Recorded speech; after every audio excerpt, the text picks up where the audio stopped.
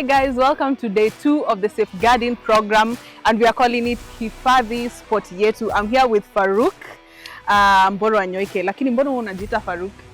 Actually distinguishes me in an aspect a person who knows how to distinguish right from wrong. So yeah, so Farouk means yeah. And if you can distinguish right and wrong, you know that we've been trying to, safeguard our athletes. Not only athletes, official, coach. Now where you're the perfect example, you're an athlete, you're an elite athlete, you're a coach.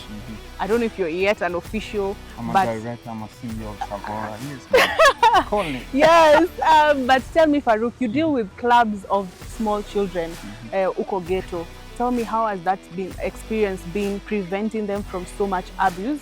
And you deal with athletes who are, they are famous. I'd call them famous celebrities, and TikTok has really made them grow. But how have you been able to safeguard these athletes? Because they're athletes, fencing athletes. Have been able to safeguard them? Just for trying to educate them in regards to now understanding and being able to know if this is an abuse, if this is maybe someone who's trying to use them, So I've been trying to educate them. So we always have sessions or courses that they're educated and they're told this is this. When you see someone trying to do this, ukiona mtu anatry to come close, if he's an athlete, if he's a coach, if this and this, you'll be able to now know and be able now to say no to anything and be able to report. Understand? So even from smaller kids as well, we've been hearing stories from their background, from home. Actually do is just trying to educate them and trying to put them in a safe space. The manner we created this program in the ghetto, the Savora Fencing Mtaani program, just to be able to give them a space where they can come, feel free, talk and train as well. Because even our program we pay their fees as well. Because we know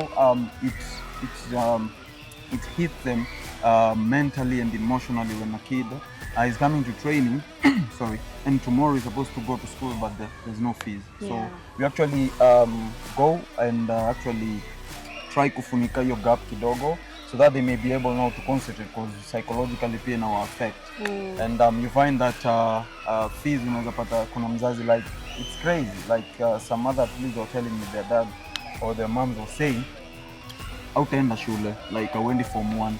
You understand? So unapata hiyo ni psychologically abuse, and from there tunakuja in a safeguarding aspect. I go and talk to the parent, try to tell them that whatever you're doing, it's a costume total, because you can't know this kid or this youth.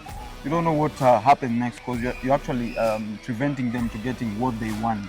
So you may just hear way where the kid has started doing some things. So we come in, go talk to the parents, and if we see that it's too hard on that, we try and find ways they can go to school, and that's how we actually capture that. And if the other things like physical or abuse and sort of sexual harassment as well, from maybe the family or from maybe the athletes, we try and actually come with the ways that we can be able now to prevent that from happening.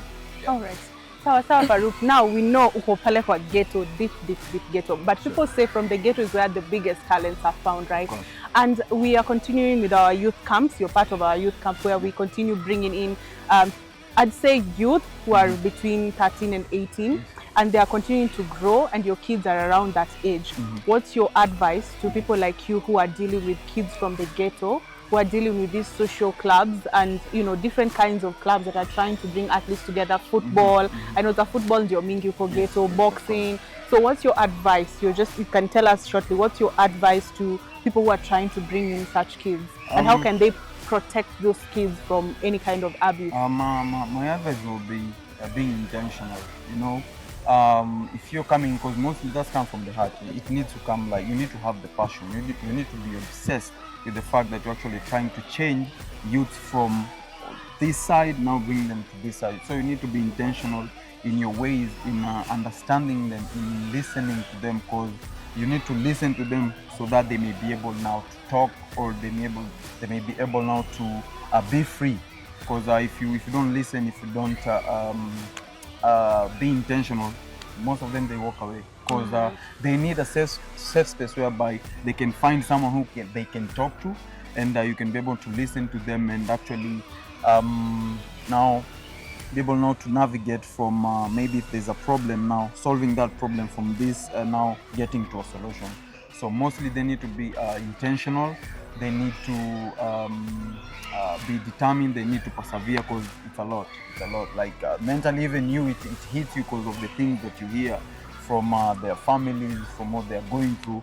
But through that we move on, and what I can tell them once again is just to have the heart of moving on and actually making a sport bigger through changing lives in the ghetto, and just to see that athletes, they grow into the sport and their lives are changed. So just look into the camera and tell them our slogan for this safeguarding program is Hifadhi Spoti Yetu. Wagwan, my name is Farouk Mburu Wanyoike, and today Hifadhi Spoti Yetu. Thank you so much.